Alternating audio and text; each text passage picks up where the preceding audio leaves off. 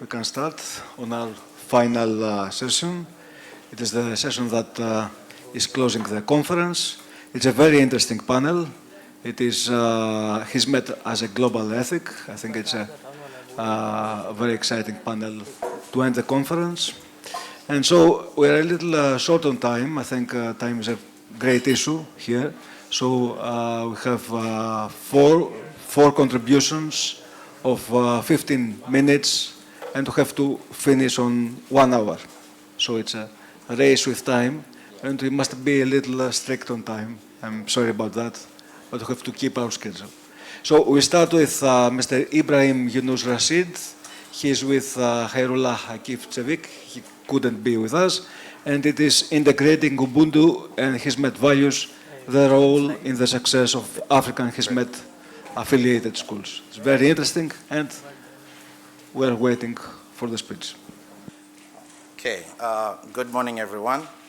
I know we are running out of time, so I'm also keeping my own time, hopefully to finish in 15 minutes. I'm Dr. Ibrahim Yunus Rashid, together with Mr. Khairullah Akif Civic, and our study is about integrating Ubuntu and Hizmet values, their role in the success of African Hizmet-affiliated schools. I'm a teacher by profession and also a Mandela Washington Fellow, but I'm also managing a chain of private schools in East Africa. Mr. Khairullah Akif Civic is also an educationist based in Netherlands, but he has quite an experience in Africa for over 12 years. So our study, we would like to first state the theoretical framework so that we can all be able to proceed well. The theory behind is servant leadership theory, and it's a people-first based theory where leaders prioritize the growth, well-being, and empowerment of their team members above their own. And we perceive leadership as practice.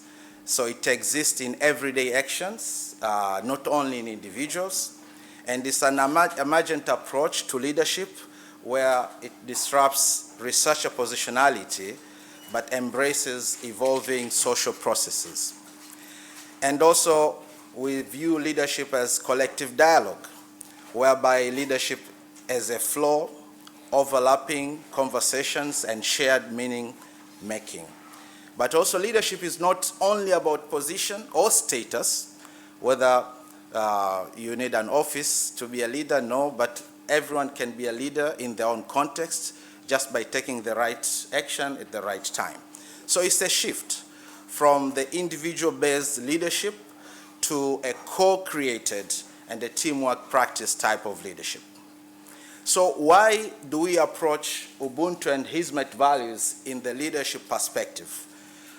It's because Hizmet itself, the mission, the vision, it's embedded in leadership. We all have seen all other presentations about how Hizmet is taking the lead in educational activities, in positive action, community engagement and humanitarian works, peaceful coexistence through art and culture, IFLC, and so on, youth and women empowerment, but also how Hizmet takes leadership in volunteerism, environmental conservation, and many other positive action. So, as we are looking at Hizmet values, now we want to see the African approaches to leadership as a communal practice. And here is when we talk about Ubuntu. I am because we are, or I am because you are. And the African philosophical concept of Ubuntu, it emphasizes on shared humanity and the interconnectedness of all people. And it's strongly rooted in the Bantu community, southern of Africa, and the view that we cannot be fully human apart from others. We need others. It's a collective responsibility. A person with Ubuntu is welcoming, is hospitable, is warm, generous, and willing to share. So let me share with you a short activity so that you can understand the African way of leadership. These are proverbs and I'm a contributor to a book chapter of riddles and proverbs for Africa in an African way of leadership. Hopefully in September it will be published by Emerald. So these 5, just I chose some proverbs. For example, the first one, which says, a single bracelet does not jingle. So a bracelet has stones. When it is only one stone, it doesn't make sound. But when you have stones together, then it can make sound, and that sound can be meaningful. Together, we can be meaningful. Wisdom is like a baobab tree. If you have seen a baobab tree, it's very huge. So one person cannot surround and hug a baobab tree. We need to hold hands all together so that we can hug a baobab tree. A bird will always use another bird's feathers to feather its own nest. While the birds lose their feathers in a natural way, one can think that those feathers go to waste. But in an African perspective, those same feathers can be used to create homes for other birds. A leader is like a shepherd. He eats after the flock is fed, not before. The chief is a servant of the people. Maybe we would expect a chief to be the highest ranking, but at the same time, a chief serves their people. So let me also share with you some other Ubuntu-related traditions in Africa. For example, in Botswana, you have the Lefisa practice, whereby it's a traditional practice where families borrow livestock for milk and care, and they return them after some time. And if there's any offspring during that borrowing time, the offspring remains with the borrower, helping them to grow their herd. Or the Letsema practice, whereby it's a traditional practice of communal cooperation. People come together for labor-intensive tasks like farming, building, or harvesting. Ubuntu looks, sounds, and feels like regular community gatherings to discuss issues, share experiences, and make collective decisions. Elders convene people and they discuss matters. Sharing resources like food, shelter, collective child rearing.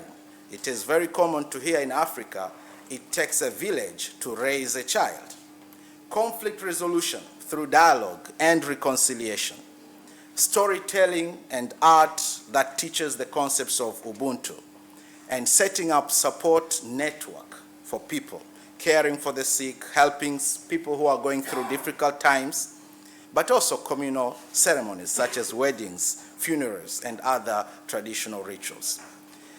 In Rwanda, you see Umuganda. Umuganda is a concept that is about coming together for a common purpose. And it is officially actually established as a mandatory national program where people would come and help to build and develop their communities. Akwaba, this is from Ghana, Cote d'Ivoire, the Akan people. It translates to welcoming, and Ubuntu is more about welcoming, hospitality, warmth, and inclusivity. Teranga in Senegal, which means, again, hospitality. Welcoming guests with your best, even if you have little, but you are ready to share. Harambe, this is from Kenya, whereby people would come together, all together, and do something. It could be even fundraising, could be sharing something, but they do it together. In Tanzania, Utu, Nia, and Ujamaa. Utu being the short form of Ubuntu, I am because we are, Nia meaning purpose, intention. And it is the intention, the purpose, to commit for a collective effort. And Ujamaa being the self-reliance and communal practices in life. In Madagascar, Fihavanana. Fihavanana is hospitality again. It is how people are connected and being in a relationship with others, but it's also a moral and a social principle. All these are ways in African perspective where leadership is viewed as how people can come together for a common purpose. And you have the roof being the vision, the pillars being how it's done, and the roots being those tenets, those leadership perspectives that actually build the African community. So our study, the motive was because Hizmet affiliated schools are very successful in Africa. So the study was motivated due to the proven success of those schools. So the researchers were curious to know whether the success and the quick embracement and acceptance of those schools by the local indigenous had nothing to do with the closeness of Hizmet values and the already existing Ubuntu philosophy in Africa. These are the research questions. Because of time, I'll go very quickly. How do educators interpret and apply Ubuntu and Hizmet values in their roles and school practices? How are these values reflected in the students' behavior? And what challenges affect the implementation of Ubuntu and Hizmet values? Methodology, qualitative, 15 interviews, 6 weeks of observations, document analysis, and thematic coding and analysis. Emergent themes: value integration in school culture, servant leadership and staff collaboration, student agency and growth, community engagement and outreach, alumni mobilization for social projects, implementational challenges. Let's go a little bit deeper. How these values were lived in the daily school life. So teachers were role models, and they went beyond teaching and serving students personally. Family-like teacher and student relationships, where there was respect without fear. Character education in their daily behavior with integrity, humility, and responsibility. Multicultural and interfaith harmony with diversity lived peacefully. Individual attention to every learner so that no student is lost or no student is left behind. Strong school and family partnerships with shared responsibility for upbringing. Remember, it takes a village to raise a child. Discipline through family, self-control and restorative approach, but academic excellence from moral motivation and its effort driven by respect. Service and community engagement, where students and alumni, they practice social responsibility, and a unique school atmosphere with calm, respect, and values-driven culture. Teachers being self-fulfilled, highly motivated, and self-driven, ready to serve their students. Of course, there were challenges. Challenges in aligning between Ubuntu flexibility and the Hizmet structure, which is more institutionalized, but also perceived as cultural imposition in some contexts when Hizmet values are being brought in those contexts. But also some inconsistent understanding among staff, especially those staff who do not yet know what Hizmet stands for. But also, it seems that when there is a lack of institutional support to contextualize Hizmet, again, it becomes a challenge. So, key findings of our study: 2 ways, similarity model, but also the differences. And the similarity model is not about equality, but it is about complementing and resonating. Ubuntu and Hizmet values complementing each other, resonating. Ubuntu's pillars of interconnectedness, compassion, and social justice, resonating with Hizmet's emphasis on human dignity, ethical conduct, diversity, and peaceful action. Differences still remain, where Ubuntu is rooted in indigenous African communalism, while Hizmet springs from Islamic humanism. And Hizmet employs formal institutions and global outreach, while Ubuntu operates through local customs, traditions, and restorative practices. You will be surprised, I have 2 minutes. Mwalimu Nyerere says our country is faced with 3 major enemies: ignorance, poverty, and diseases, while Hizmet version says 3 diseases of modern society, Islamic society, is facing are ignorance, poverty, and disunity. You will see how close they are. So the comparison between Ubuntu principles and Gulen's teachings, you'll see they all resonate, they all complement each other. Where Ubuntu speaks of I am because we are, Gulen preaches for living for others and finding yourself in services. And the rest, as you can read in front. Conclusion: The synergy of Ubuntu and Hizmet values offers a compelling framework for nurturing compassionate, socially responsible, and academically strong students in Africa. And Hizmet-affiliated school success owes to leadership approach that is culturally responsive and adapts African agency, African knowledge systems, and African contextual realities. These are the recommendations of the study. It's a long paragraph, but I would just like to finish with our study finished with more questions. And these are questions that maybe further studies can be done. To what extent was the founder of the Hizmet movement intentionally in aligning the movement's values and practices with the local philosophies and cultural traditions in the pursuit of peace, harmony, and partnership around the shared societal challenges?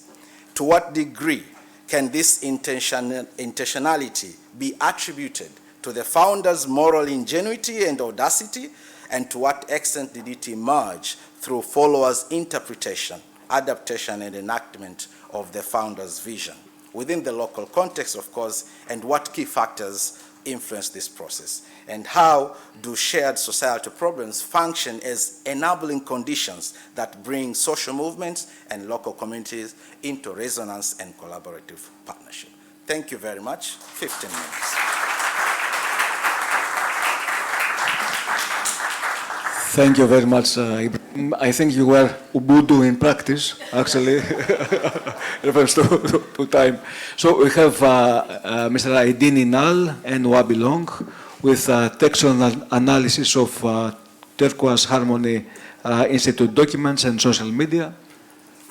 Yes, another presentation from Africa. We go a little more to the south.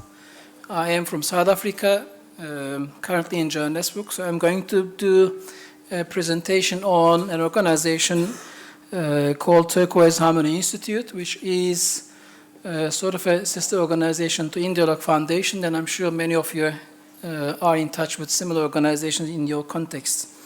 What I will do in this presentation, I'll tell you a little bit about Turquoise and the study that we've done with my colleague who couldn't be here because he's the head of department, and in South Africa the academic year starts next week, so he couldn't leave his responsibilities to be with us here. So firstly, the purpose was, as you've heard about the Hizmet values, which I'm also going to show a little bit in the next few slides.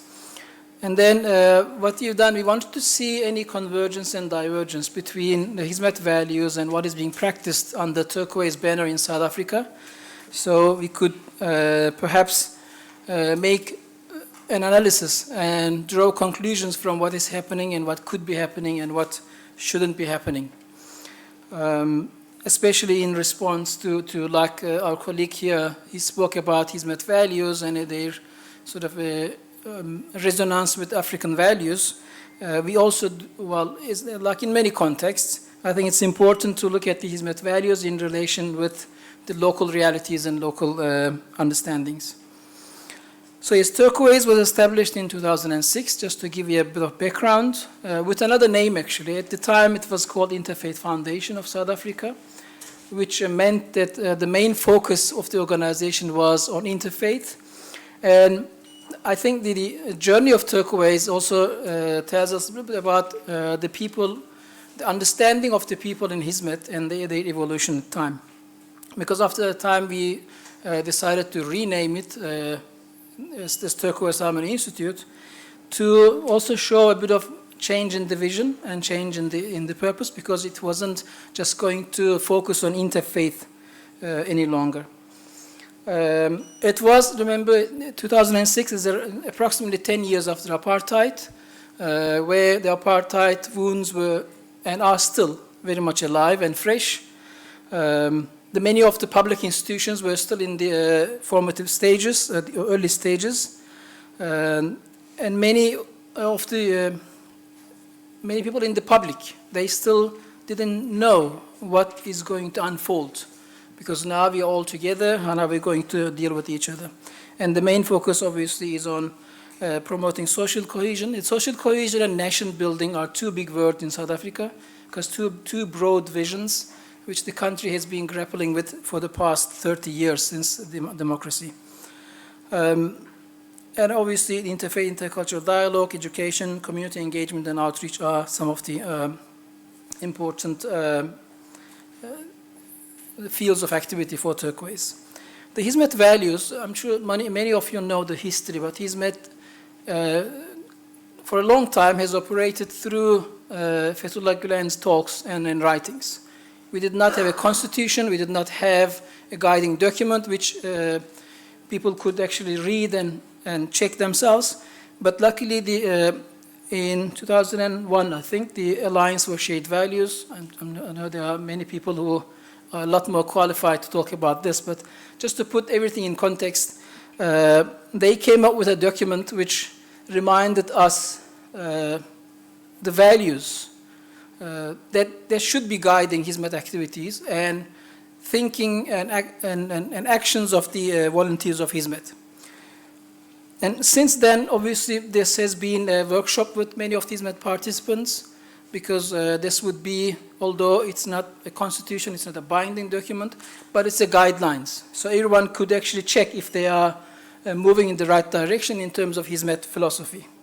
And these are, as you've seen in a number of other presentations, it is respect for human rights and fundamental human rights, the rule of law in our local context, peaceful and positive action. This is obviously one of the most important concepts in Fethullah Gülen's thinking as well. Women empowerment, ethical action, respect for diversity and pluralism. Well, the numbers got mixed up here. It's supposed to be 6, 7, 8, 9. So the voluntary participation, consultation, which is shura based in Islamic teachings, civic nature and being independent of any official bodies, and civic engagement with other communities, with other organizations, and contributing to the society, protecting the environment, which is an interesting one because it hasn't necessarily been on the forefront of many of these projects and activities, and then a holistic view towards humanity. In other words, it's the reconciling heart and mind, science and religion, science and faith, and it has many different manifestations. In terms of the methodology that we followed, it is a simple, straightforward activity. What we've done, we went back to the social media of Turquoise, and also because I had access, I also went back to the sort of archive of the institution. I think we could go back until about 2016, and I have populated all the activities of Turquoise.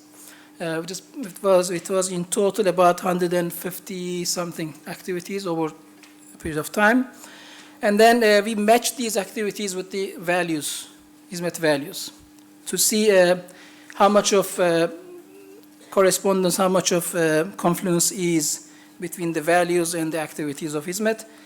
And then also another question we had in mind is the local relevance. Like in the previous presentation, the local relevance is always an issue. It's a question because it's not the easiest thing to do.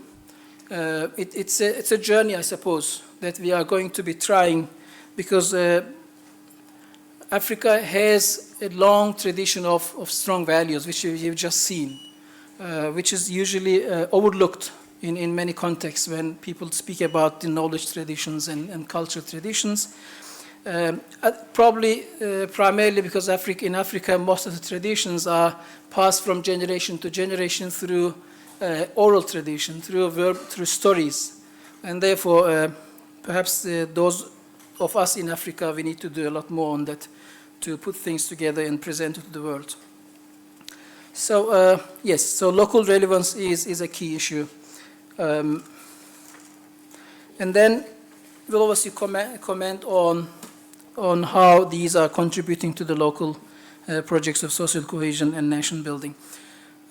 Here is the 12 values and all the 150 something activities.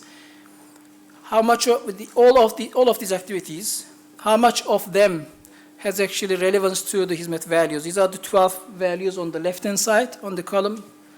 I'm not sure what's that black thing there. I don't see it on my screen. Oh, it says connecting to cloud server. But anyway, you can see the numbers, so I'm sure you can make up what it is. So the diversity and pluralism, it comes on top with 92% means 92.8% of the turquoise activities relate to this Hizmet value. And then it goes down to holistic view, civic engagement, peaceful action, positive action, voluntary participation, respect for human rights, consultation, etc. As you can see, as you go towards the bottom, the numbers go smaller and smaller. That means the activity, the nature of the activity which has been done under turquoise did not necessarily focus on this topic. It doesn't mean the turquoise in general undermines them, but that's the picture that comes out once you put them all together. So that's what those numbers meant. The most common activities on the turquoise, they are interfaith events, as you would know, and then which relates to this diversity and holistic approach. And then the book clubs, there are a number of book clubs in different formats. We've got actually one colleague here who runs one of the book clubs. Outreach and empowerment drives, which is the community engagement. Now, remember, in Africa, and especially in South Africa, as I said, we are only about 30 years after democracy, and we still have huge inequalities. And South Africa has one of the biggest Gini coefficients in the world. The income inequality is one of the highest, and therefore, you cannot be doing any kind of an NGO work without without doing community outreach. You have to address this because you can't invite hungry people to interfaith dialogue. Now, let me put it that way. So it is a challenge. So you have to address the problem. Women empowerment is an issue, and traditional African society as well also. The woman's role in traditional African society, like in many other societies, is problematic, and therefore it's something they need to tackle all together. Some of the key results, the localizing global values to address problems, that is an issue that turquoise has, to some extent, tried to address, because there's apartheid legacy, there's social division, which still is there, and at times it can get worse while we're trying to make it better. And bridge builder, these are some of the results of the analysis. Turquoise is seen as a bridge builder, and one of the points here that I'd like to mention is that in a context like South Africa, where everyone almost carries some kind of a baggage of the past, it helps if you are an outsider, because then you are able to talk to everyone. So I think we have gained, or we have made use of that advantage, because we were not there when the apartheid was happening, and now we could talk to black and white, we can talk to Muslim and Christian, we can talk to many different groups, because they are comfortable in coming to our platforms. For example, just to give you an idea, in terms of even the internal diversity of the Muslim community in South Africa, they refrain from being on each other platforms. But when we have a function, they are more comfortable in coming to our platforms, because we are seen as a bit more neutral in terms of those divisions. And yeah, we've got 30 minutes. Okay, right. And then, let me just try and speed up. Yes, some of the observations. The turquoise model seems to be more dialogue-centered civic model, and there is high alignment with positive action, which is obviously one of the key pillars of Hizmet. Contextual localization of Hizmet, to some degree it is happening, but there's still the road to be covered.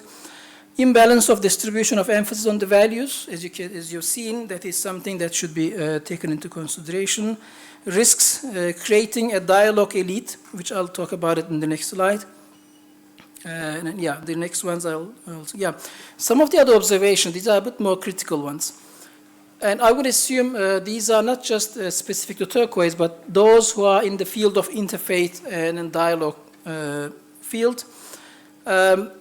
In some cases, you get criticized for creating a sort of a dialogue elite. Because in most platforms, you face the danger of preaching to the converted, because you do have a sort of a group of people who are very passionate about interfaith, but then outside there are huge problems.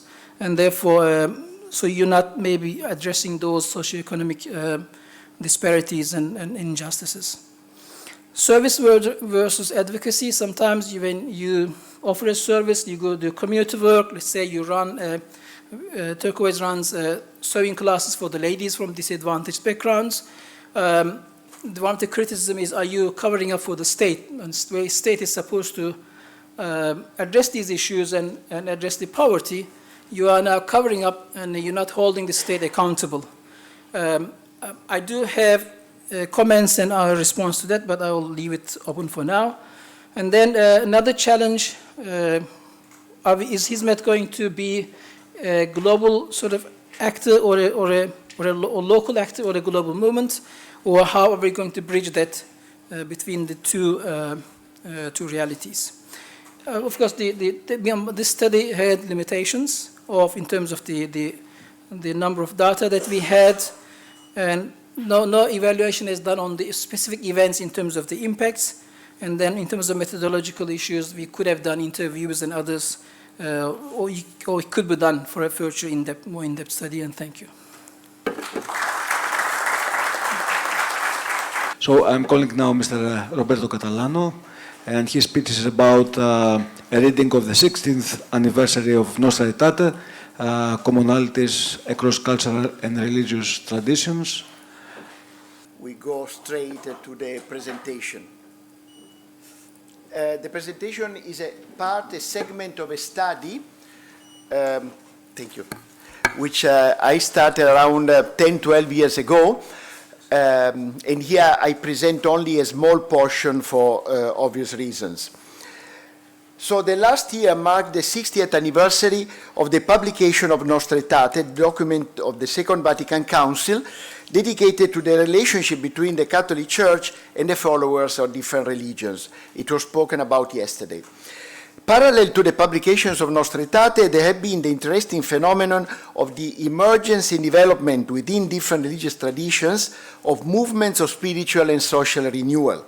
Several of these movements have been vehicles for encounter and dialogue between different religious communities.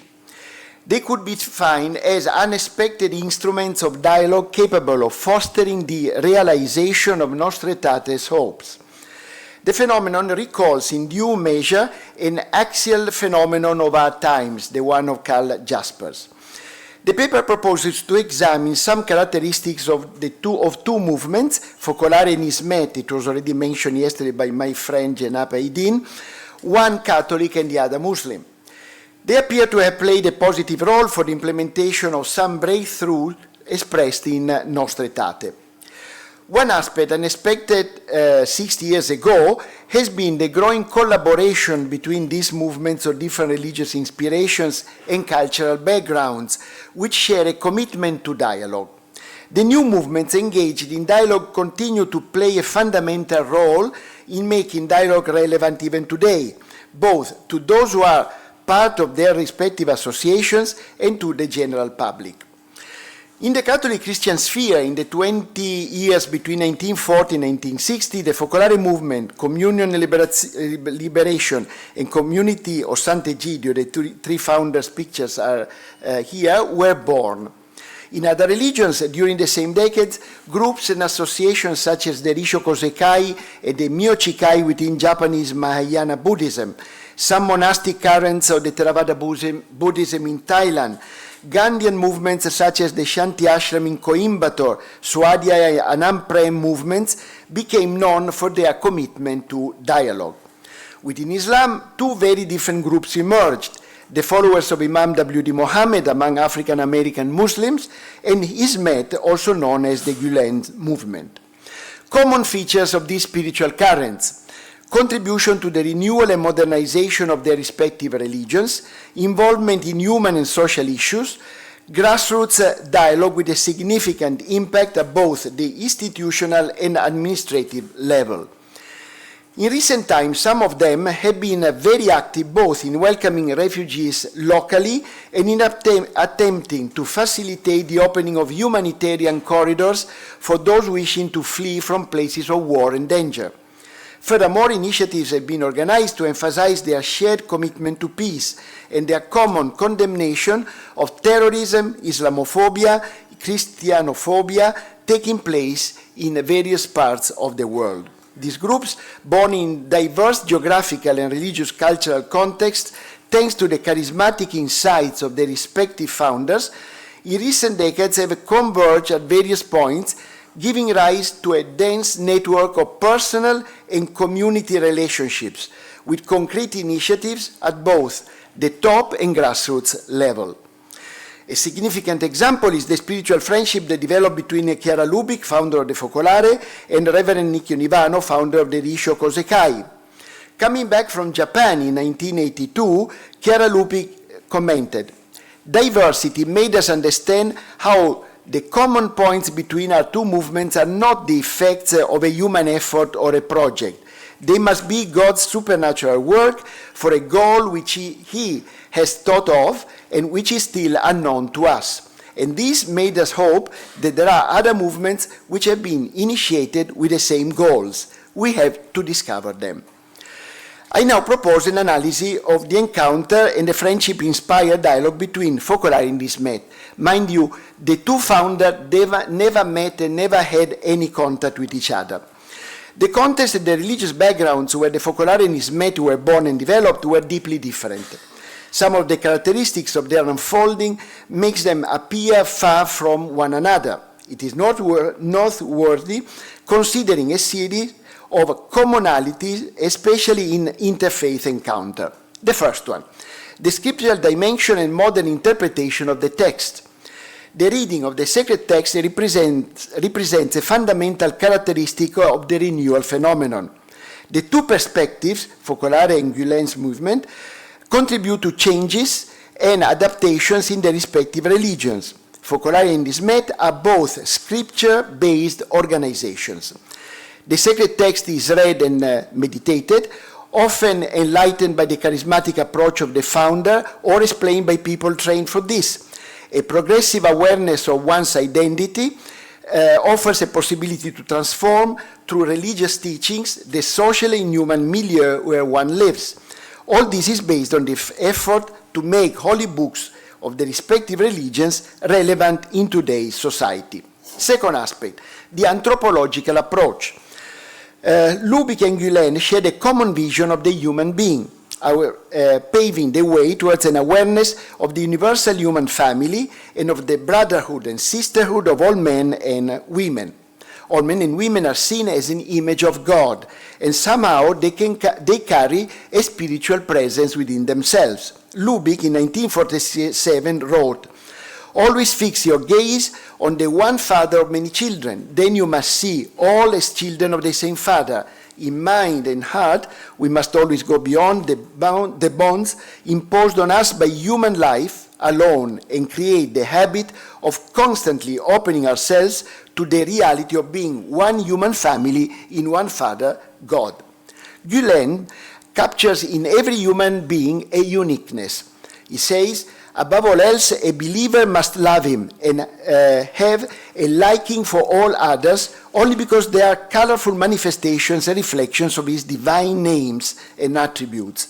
Also, people must applaud these things with great admiration, and each time a person sees such a thing, she or he must think this too is by you and experience a purification of the lover."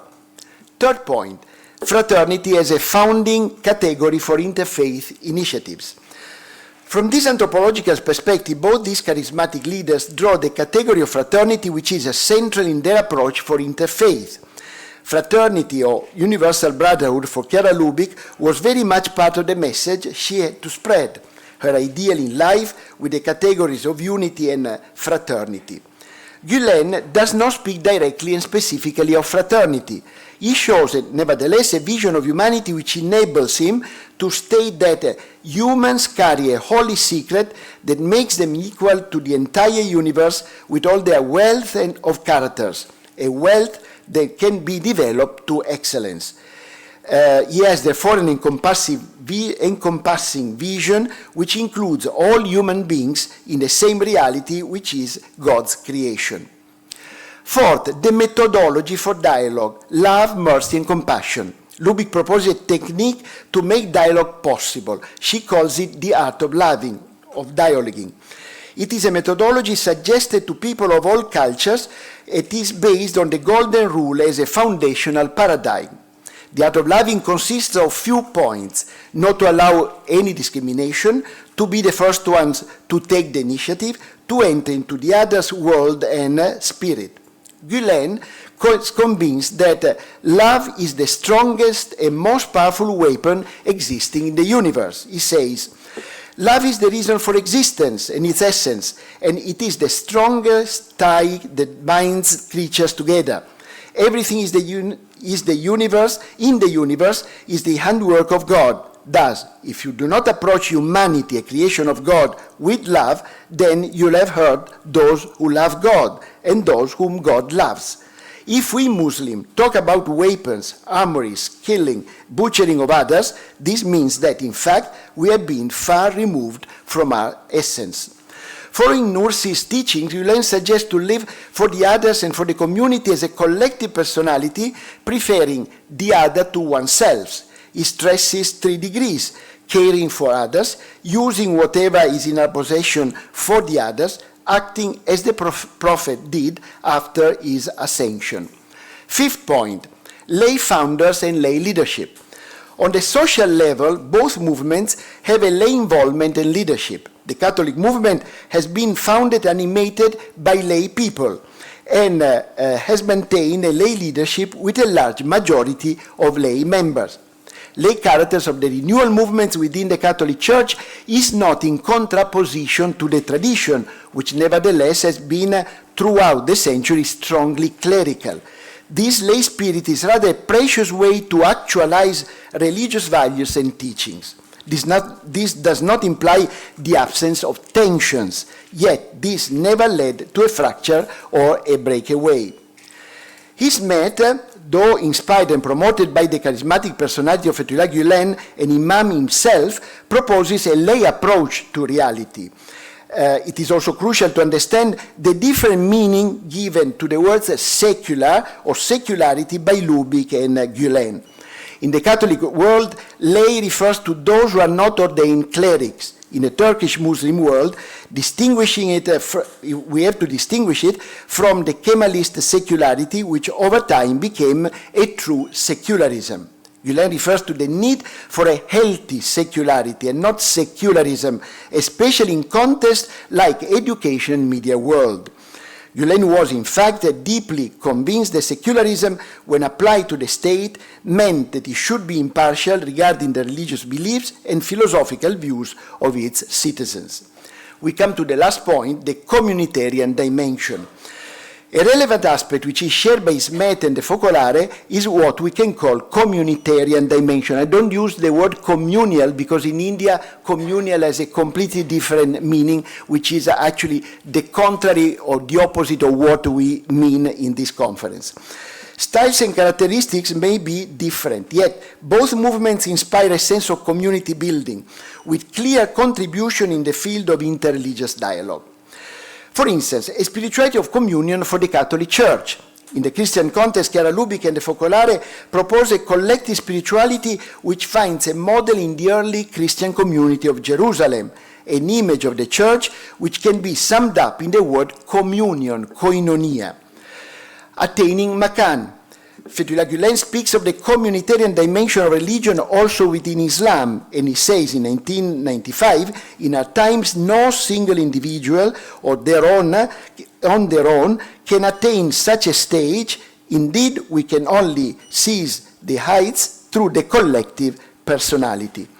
In Gulen's perspective, a central aspect of the communitarian dimension is the Jemaat, a new form of Islamic self-organization linked to the urbanization process in Turkey, which weaken kin relations and existing forms of organization.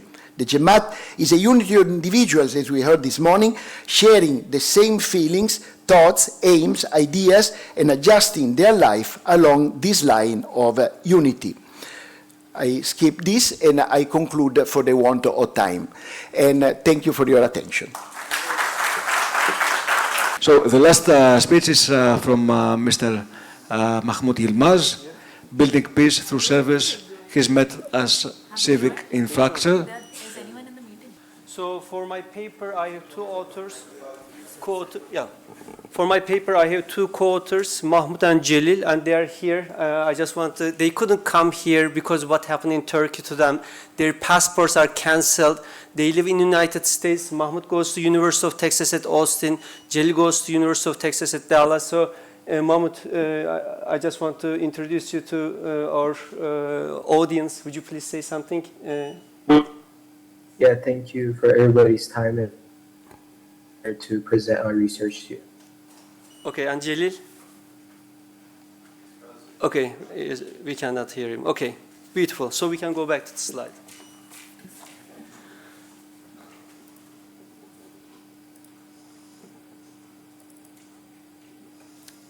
All right, so our studies, what I will present here will be a part of our research study, ongoing research study. And Peaceful Hizmet presentation. Perfect. Yes, that's it. Beautiful. Okay.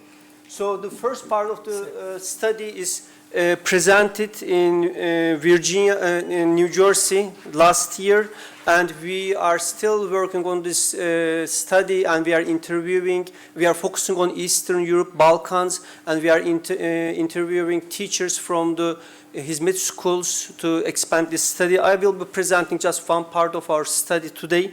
And before I start, I want to talk about Fethullah Gülen, how he was using metaphors and analogies and parables when he was teaching. And it was very powerful. Through this method of teaching, you can bring very difficult ideas which are far away, very close to you, and you will be able to understand them.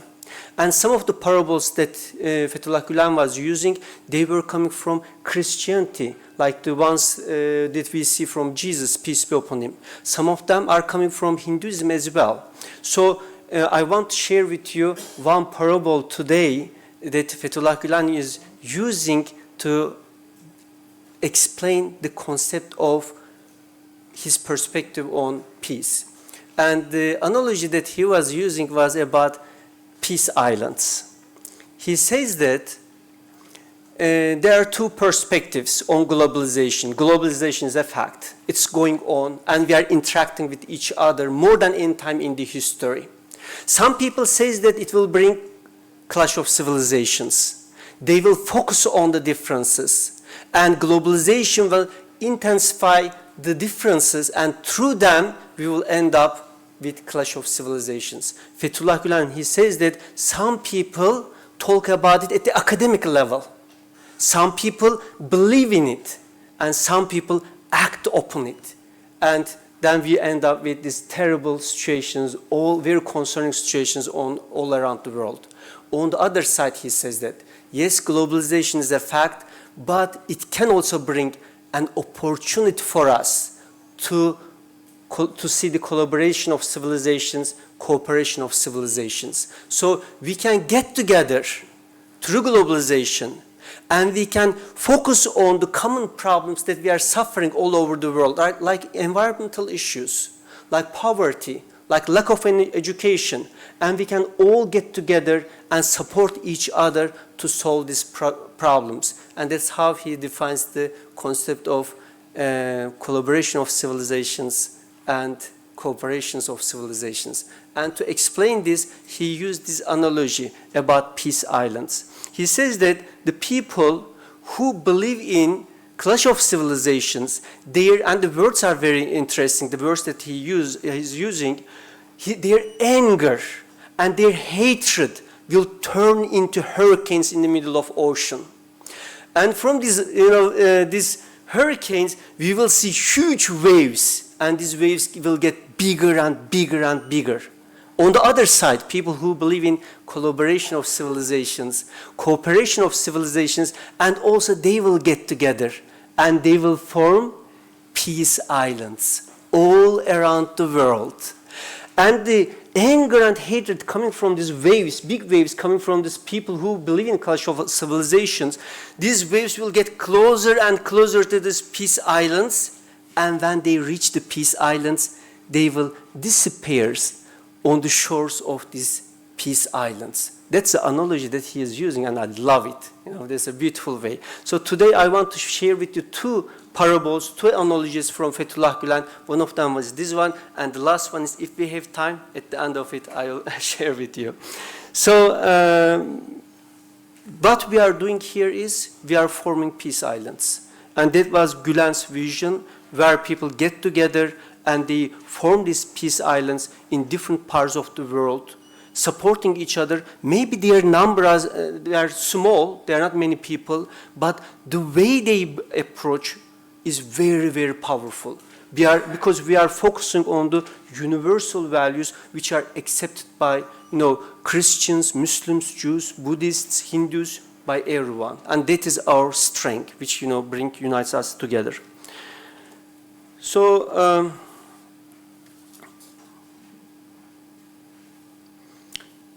let me go over the abstract part first. Contemporary peace-building scholarship increasingly recognizes that sustainable peace requires more than post-conflict stabilization and institutional reconstruction. Although policy-centered frameworks have advanced peace-building practice, they often understate the moral, relational, and grassroots dynamics that sustain long-term social cohesion. This paper focuses on Fethullah Gülen's peace-building approach as a values-based, civil society-oriented model and analyzes its conceptual relationship with Barnett's three dimensions of post-conflict peace-building, which are stabilization, forming institutions, and normalization. This study argues that Gülen's emphasis on inner moral transformation, education, dialogue, and service, so those are the four things that I want to focus on. And throughout the conference, people categorize them in different ways, but I want to separate them into four categories. This deepens dominant policy frameworks by strengthening the ethical and relational foundations of durable peace. In contemporary peace-building scholarship, there's a growing recognition that sustainable peace requires more than the end of violence or the establishment of formal political and security institutions. While early conflict interventions emphasize stabilization and state building, many scholars now argue that durable peace depends on deeper social, relational, and moral foundations, including trust, and Gülen put a lot of emphasis on it: trust, legitimacy, reconciliation, and ethical agency. Peace-building has therefore evolved into multidimensional and long-term process that must engage not only political structures, but also civil society, culture, and values. A widely cited contribution to this expanded understanding is provided by Barnett. That's why we focus in our study on his perspective on peace building, who conceptualized post-conflict peace building as including three interrelated dimensions: stabilization, forming institutions, and normalization. Their framework has shaped international peace building policy and practice by underscoring the importance of security, governance, and social reconciliation. At the same time, critics note that policy-driven peace-building frameworks can underemphasize moral, cultural, and grassroots dynamics that are essential for social cohesion and long-term legitimacy of post-conflict societies. In parallel, religious and faith-based approaches to peace-building have gained increased secularly attention, once treated primarily as source of conflict, religious people and moral traditions are now widely recognized as potential resources for reconciliation, social trust, and ethical transformation. Within this broader field, faith-inspired civic society movements offer valuable insight into how peace can be cultivated from the bottom up through education, dialogue, and service-oriented initiatives. Fethullah Gülen's peace-building approach represents one such model, emerging from a faith-based inspired civil society tradition. Gülen articulates a vision of peace grounded in inner moral transformation, education, interfaith dialogue, and service to humanity, which is Hizmet. Rather than seeking political power and institutional control, his approach emphasizes ethical self-discipline, voluntary civic engagement, and non-violent social change. Although Gülen's ideas are not presented as a formal peace-building theory, they overlap conceptually with conflict transformation and with religious and interfaith-based peace-building frameworks. This paper argues that Gülen's peace-building framework complements and deepens Burnett's three dimensions of post-conflict peace-building by foregrowing the moral and relational foundations upon which durable peace depends. Through comparative analysis, the paper situates Gülen's approach alongside conflict transformation theory and religious and faith-based peace-building, highlighting areas of convergence, divergence, and added value. In doing so, it contributes to broader discussion of how ethical cultivation, education, dialogue, and civil society engagement can strengthen both relational and structural dimensions of peace in post-conflict and divided societies. Fethullah Gülen's peace-building approach can be summarized as values-based, bottom-up model of social transformation rooted in ethics, education, dialogue, and service rather than political and power of coercion. At the core of Gülen's thought is the premise that inner peace is a prerequisite for social peace. He argues that lasting peace cannot be achieved without moral and spiritual refinement. At the individual level, emphasizing virtues such as humility, empathy, patience, self-discipline, and compassion. Without internal transformation, he contends, structural or political solutions remain superficial and fragile. Education constitutes a major second pillar of Gülen's peace-building philosophy. Gülen views education, particularly education that combines science and ethical formation, as the most effective long-term means of preventing violence and social fragmentation. He identifies ignorance as a key driver of conflict and maintains that education can cultivate critical thinking, responsibilities, and respect for diversity, equipping individuals to resolve differences peacefully. A third element is dialogue and relationship building. Gülen promotes interfaith and intercultural dialogue as a moral and social necessities rather than strategic political instrument, and closely connected to dialogue is the principle of service to humanity, and I believe for Gülen that's maybe one of the most important part. Gülen emphasizes that peace is sustained not through rhetoric, but through concrete act of service, supporting education and contributing positively to society, regardless of religious and ethical identity. So very quickly, I will also talk about Barnett's three dimensions. So we already talked about it. So stabilization, first establishing the security in society, then forming institutions, legitimate governance organizations, and normalization, that is reconciliation, trust building, and repairing social relationship. So in our study, we are comparing this with Gülen's peace-building approach, which is moral cultivation, education, dialogue, and Hizmet. A comparison of Barnett's framework with Gülen's approach reveals significant conceptual convergence alongside differences in emphasis and implementation. Barnett provides an analytical structure often operationalized through international organizations and post-conflict government mechanisms. Gülen's approach is primarily ethical and grassroots, relying on voluntary participation, civic initiatives, and moral persuasion. These differences are also a source of complementarity, so they complete each other. With respect to stabilization, Barnett focused on immediate security management and the reduction of violence. Gülen contributes to this dimension indirectly by addressing upstream drivers of violence, such as ignorance, hatred. 1 minute. 1 minute. Okay. This is the main part of the summary of the paper. Gülen contributes to this dimension indirectly by addressing upstream drivers of violence such as ignorance, hatred, arrogance, and unchecked ego. Rather than coercive control, he emphasizes non-violence, patience, and moral discipline. Education plays a preventative role by cultivating ethical awareness and critical thinking, reducing susceptibility to extremist ideologies and cycles of retaliation.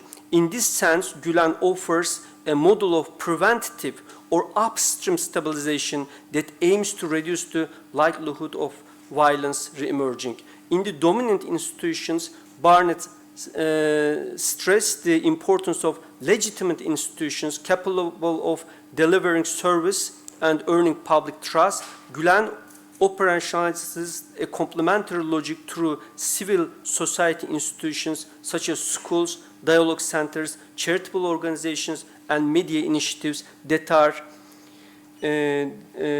explicitly grounded in ethical values. Education is central to Gülen's understanding of institutional developments. Schools are framed as sites for cultivating moral responsibility, intellectual excellence, and social consciousness, not merely technical skills. The strongest alignment between the two frameworks appears in the normalization, which is the last column.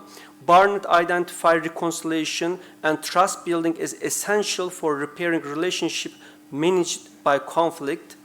Gülen places reconciliation at the moral center of his vision, emphasizing forgiveness, empathy, and dialogue as ethical imperatives. His advocacy of interfaith and intercultural engagement addresses the psychological and relational wounds of conflict by humanizing the other and challenging fear-based narratives that cause division.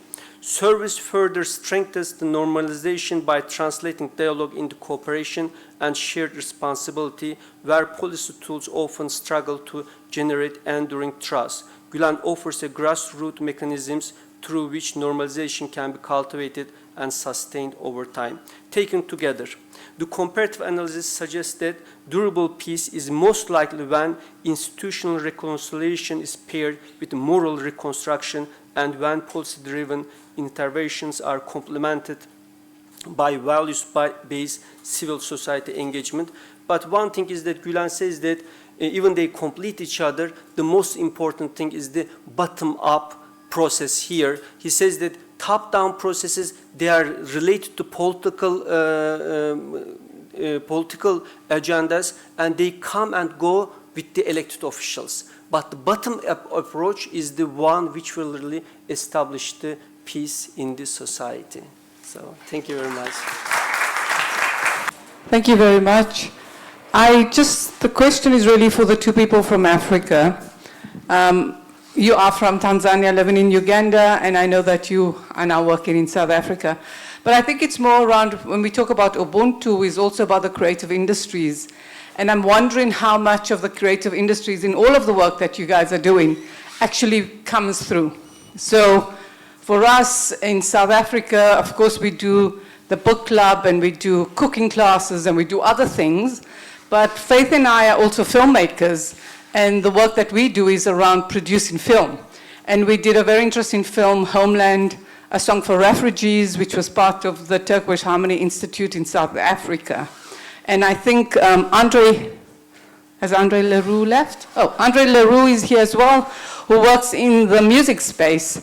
So I'm interested to know, for all of you, I know I'm asking you because you're in Africa, that the creative industries are so much embedded in our societies, and I think they are in the Asian societies as well, but I haven't really felt that that was something that came through. So maybe you can share something. So maybe because of the timing and the focus of the study, but within my presentation I talked about how Hizmet takes leadership in art and culture, and the IFLC, International Festival of Language and Culture, it is actually part of the schools trying to create, at least having children going into creative arts. And I know in the schools that I'm also running that we have students who have won 100% scholarships in abroad for creative art because they came through those IFLC competitions. I know a student who is currently in Harvard, he got a 100% scholarship, and it was not only because of academics, because everyone who applies to Harvard is academically very well, but they had an extra unique feature, which was he was playing a certain instrument in IFLC. It's a Turkish ney, and because of that, he got the opportunity to get to Harvard. So I think if we have time to discuss more, you will see there is a lot into that. But everything, of course, is a work in progress, and it requires maybe more work. Yeah.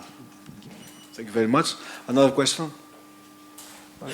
Called IKS, Indigenous Knowledge Systems, and I think you touched on it very briefly. The link between African knowledge, indigenous knowledge, Hizmet values, as well as African leadership. Do you see a causal link between those? Relationship. But it is one of the hypotheses that can be worked on in further studies. But when you look into how things are right now with the current study, it shows that they are resonating. And if two entities resonate, complement each other, there's always a room to see whether there is a causal relationship between them. So I think it's a work that can be done. Okay, thank you very much. I think this is the finish. Big applause for our speakers. Thank you very much.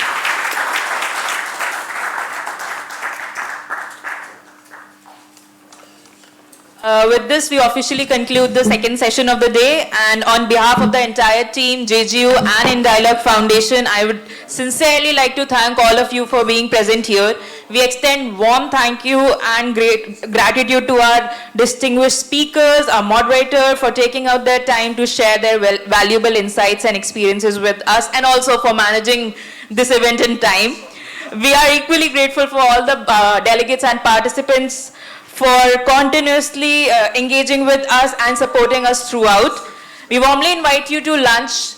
That will be in the same building, and we'll be guiding you and escorting you with us. So have a good lunch, and thank you all again for being there.